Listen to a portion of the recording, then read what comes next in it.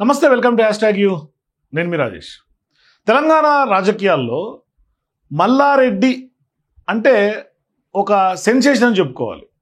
అంటే విద్యా సంస్థల అధిపతిగా, మాజీ మంత్రిగా, మరోవైపు ఆయన చేసే రాజకీయం, మరోవైపు ఆయన వేసే రాజకీయ అడుగులు, ఆయన మాట్లాడే మాటలు, ఆయన వేసే డైలాగులు, ఇవన్నీ ప్రజలు ఎప్పుడు కూడా గుర్తు చేసుకుంటూ ఉంటారు. అంటే ఆయన నిత్యం ఏదో ఒక విధంగా వార్తల్లో నిలుస్తూ ఉంటారు.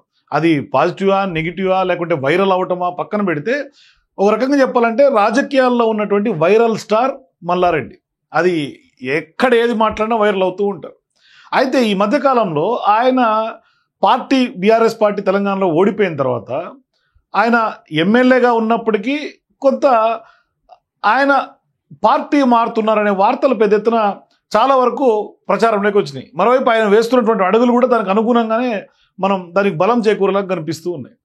అంతకుముందు తెలంగాణ రాజకీయాల్లో కాంగ్రెస్ పార్టీ వచ్చిన తర్వాత కొంత ఈక్వేషన్స్ మారుతూ వస్తున్నాయి. బీఆర్ఎస్ పార్టీ గడ్డుకాలం ఎదుర్కొంటోంది, మరోవైపు బీఆర్ఎస్ పార్టీ అనేక సమస్యలు ఎదుర్కొంటోంది.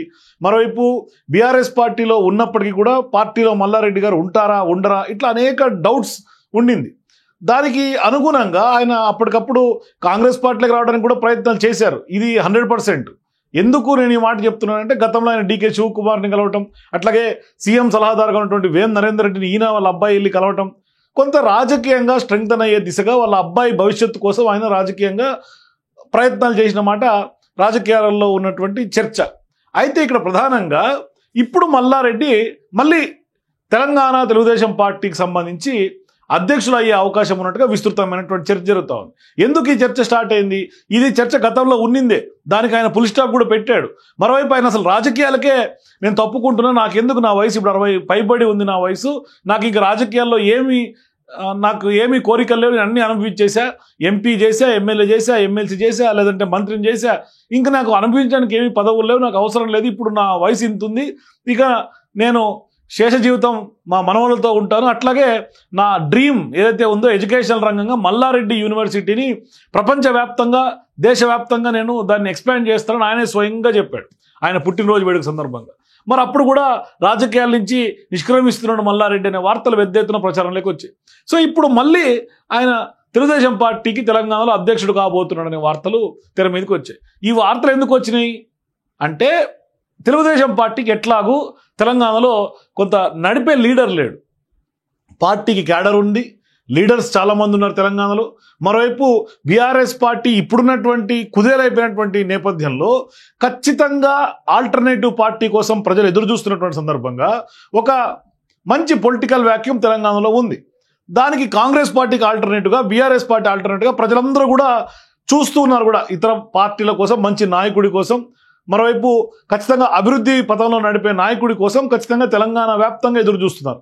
మరోవైపు తెలంగాణలో మహబూబ్ నగర్ జిల్లా ఉమ్మడి జిల్లా తీసుకున్నా, రంగారెడ్డి ఉమ్మడి జిల్లా తీసుకున్నా, ఖమ్మం జిల్లా ఉమ్మడి జిల్లా తీసుకున్నా, నల్గొండ ఉమ్మడి జిల్లా తీసుకున్నా, ఇట్లా స్పెసిఫిక్గా నిజామాబాద్ తీసుకున్నా, ఒక 6-7 జిల్లాల్లో టీడీపీకి ఇప్పటికి కూడా బలమైనటువంటి క్యాడర్ గ్రౌండ్ లెవెల్లో ఉంది. తెలంగాణ తెలుగుదేశం పార్టీకి ఇప్పటికి కూడా మంచి పట్టు బేస్ ఉంది తెలంగాణలో. సో ఇప్పుడు ఆ బేస్ని మల్లారెడ్డి వాడుకోవాలనే ప్రయత్నం చేస్తున్నాడు అనే ప్రచారం ఎక్కువగా సాగుతోంది. సో ఇక్కడ ప్రధానంగా ఇప్పుడు తెలంగాణ తెలుగుదేశం పార్టీ గతంలో అధ్యక్షుడిగా అవుతానని చెప్పినటువంటి, అంటే ఆయన ప్రయత్నాలు చేసినటువంటి మల్లారెడ్డికి ఆయన అప్పట్లో క్లారిటీ ఇచ్చి కొంత ఆ వార్తలకు చెక్ పెట్టారు. కానీ ఇప్పుడు మళ్ళీ ఎందుకు తెర మీదకి వస్తుంది అని మీకు డౌట్ రావచ్చు. ఎందుకు డౌట్ వస్తుంది అంటే, ఆయన తాజాగా చేసినటువంటి వ్యాఖ్యలు. గతంలో మల్లారెడ్డి బీఆర్ఎస్ పార్టీలో ఏకంగా తొడగొట్టాడు, సవాల్ చేశాడు. అంటే అవతల పార్టీలకు సంబంధించినటువంటి నాయకుల్ని కూడా ఎంత మేర సవాల్ విసిరారంటే, సై అంటే సై అనేలాగా సవాల్ చేశారు. ఇక్కడ చూసుకోవచ్చు, మీకు తొడగొట్టినటువంటి ఫోటో కూడా ఉంది.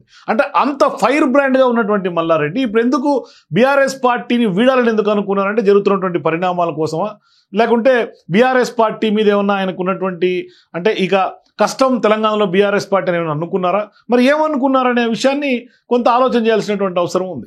కానీ ఒక రకంగా చెప్పాలంటే తెలంగాణ రాజకీయాలు అయితే మాత్రం మల్లారెడ్డి ఒక పేరు, ఆయన వేసినటువంటి రాజకీయ అడుగులు సువర్ణాక్షరాలతో లిఖించుకోదగినటువంటి పేరు, ఎవరికి పరిచయం అక్కర్లేనటువంటి పేరు కూడా.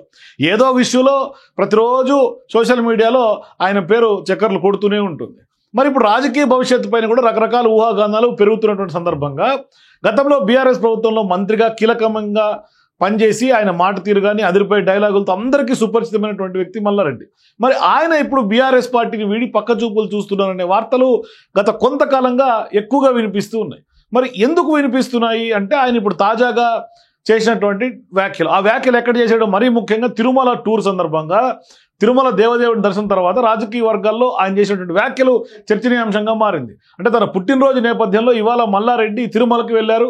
అక్కడ ఆ సందర్భంగా తిరుపతిలో కూటమి నేతలు మల్లారెడ్డి ఘన స్వాగతం పలుకుతూ ఫ్లెక్సీలు కట్టడం కూడా రాజకీయ చర్చకు దారితీసింది. ఒకసారి మల్లారెడ్డి ఆయన ఏం మాట్లాడారో చూద్దాం, మాట్లాడిన తర్వాత మనం విశ్లేషించే ప్రయత్నం చేద్దాం.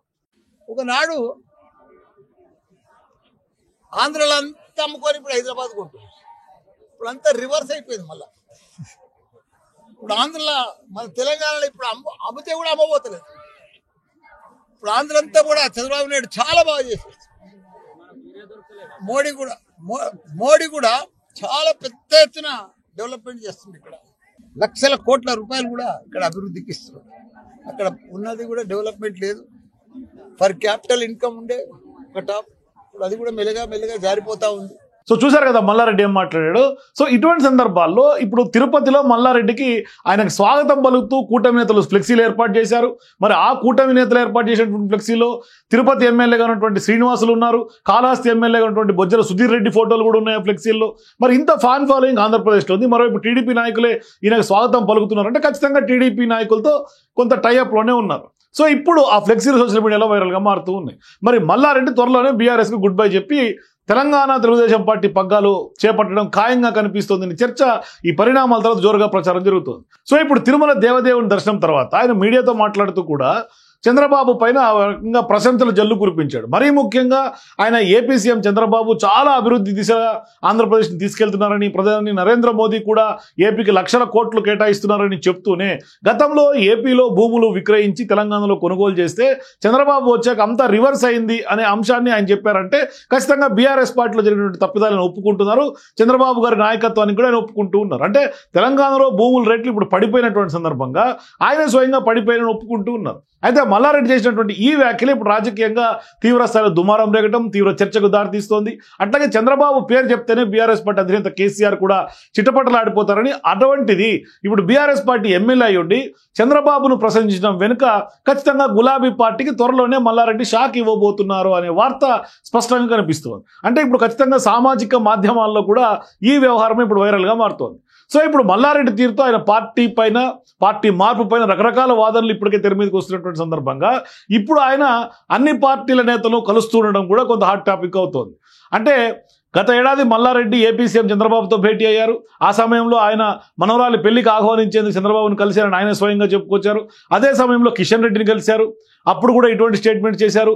అంతకుముందు బెంగళూరులో కర్ణాటక డిప్యూటీ సీఎం డీకే శివకుమార్ని కలవటం, అది కూడా ఒక రకంగా సంచలనంగా మారింది. మరి బోనాల సందర్భంగా మల్లారెడ్డి కోడలు ప్రీతిరెడ్డి కూడా కేంద్ర మంత్రి కిషన్ రెడ్డితో పాటుగా భేటీ అయ్యారు. ఆమెకు సంబంధించి ఇద్దరు ఫ్లెక్సీలు ఏర్పాటు చేశారు.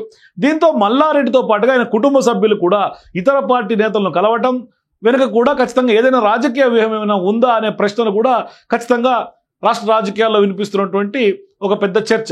మరి ఈ క్రమంలో ఇప్పుడు మళ్ళీ మల్లారెడ్డి తిరుపతి టూర్కి వెళ్ళటం, అక్కడ కొంత రాజకీయంగా ఆయన చేసినటువంటి వ్యాఖ్యలు ఉత్కంఠగా మారుతూ ఉన్నాయి. అసలే రాష్ట్ర రాజకీయాలన్నీ కూడా బీఆర్ఎస్ పార్టీ పరిస్థితి రోజు రోజుకు కొంత వీక్ అవుతున్నటువంటి పరిస్థితుల్లో మరి ఆ దిశగా ప్రచారం రాజకీయ వర్గాల్లో జరుగుతున్నటువంటి సందర్భంగా ఒకవైపు కేసులు ఉక్కిరి కొనసాగుతోంది. సొంత కూతురు కవిత లాంటి వాళ్ళే పార్టీ నుంచి బయటకు వచ్చిన తర్వాత ఇప్పుడు మల్లారెడ్డి ఖచ్చితంగా కారు దిగి సైకిల్ ఎక్కడం ఖాయమా, కండువా మార్చేయడం ఖాయమా అనే ఒక ప్రశ్న ఖచ్చితంగా రాజకీయ వర్గాల్లో వినిపిస్తూ ఉంది. సో ఇవన్నీ పరిణామాలు చూసుకుంటుంటే, ఆయన వేసినటువంటి అడుగులు చూస్తూ ఉంటే ఖచ్చితంగా మల్లారెడ్డి కారు పార్టీ దిగడం, కారు నుంచి బయటికి వచ్చేయటం ఖాయంగా కనిపిస్తోంది అనేది మాత్రం కొంత బలం చేకూరుస్తుంది ఆ వాదనకు, ఆ వార్తకు.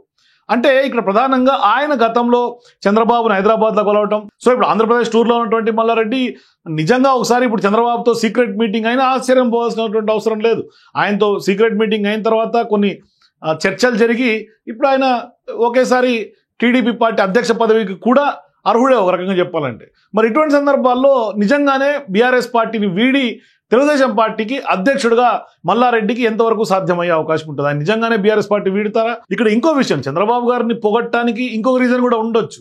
ఏంటి అంటే ఆయన గతంలో ఆయన రాజకీయ ప్రస్థానం స్టార్ట్ చేసింది తెలుగుదేశం పార్టీ నుంచి. గతంలో మొట్టమొదటిసారిగా ఆయన రాజకీయాల్లోకి వచ్చినప్పుడు ఎంపీగా పోటీ చేసింది అప్పట్లో నరేంద్ర మోదీ చంద్రబాబు గారితో కలిసి ఆయన పోటీ చేశారు. దీంతో ఆ దిశగా కొంత ఆయన ఏమైనా పొగడ్తల వర్షం కురిపించాడా? లేదు అంటే ఆయనకు టీడీపీ నాయకులతో ఉన్నటువంటి సత్సంబంధాలు, గతంలో టీడీపీతో ఉన్నటువంటి ఆయన సంబంధాల నేపథ్యంలో మళ్ళీ టీడీపీలోకి వెళ్ళే ఛాన్స్ కూడా ఉంటుందని కూడా కొంత చర్చ జరుగుతోంది. సో ఇప్పుడు బీఆర్ఎస్ పార్టీ నిజంగానే మల్లారెడ్డి వీడతారా? లేదు అంటే తెలుగుదేశం పార్టీయే మల్లారెడ్డిని ఆహ్వానిస్తోందా? ఏం జరగబోతోంది? సో ఖచ్చితంగా తెలంగాణలో తెలుగుదేశం పార్టీకి వ్యాక్యూమ్ ఉన్నటువంటి నేపథ్యంలో ఖచ్చితంగా మల్లారెడ్డి టీడీపీ పగ్గాలు తెలంగాణలో చేపట్టే అవకాశం ఎంత మేరకు ఉంది? మీ అభిప్రాయాల కింద కామెంట్స్ తెలియజేయండి. For more videos please watch #.